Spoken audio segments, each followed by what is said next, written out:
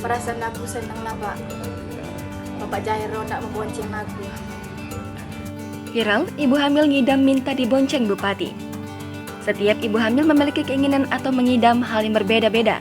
Seperti yang viral baru-baru ini, di mana seorang ibu hamil nekat meminta Bupati Batubara Zahir untuk memboncengnya menggunakan sepeda motor.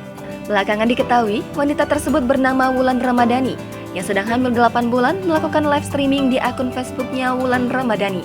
Dalam video yang terlihat tribunmedan.com pada Senin 25 April kemarin, Wulan dengan kegirangan saat dibonceng oleh Bupati Batubara Zahir dengan mengenakan sepeda motor Matic miliknya.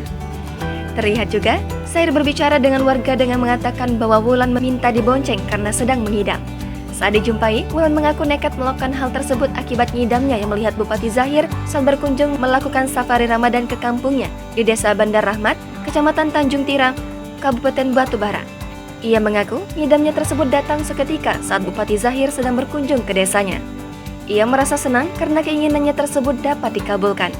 Sementara, Zahir saat dikonfirmasi mengaku terkejut dengan aksi Wulan, di mana ia tidak menduga ada ibu-ibu yang menghampirinya dengan permintaan untuk dibonceng naik sepeda motor.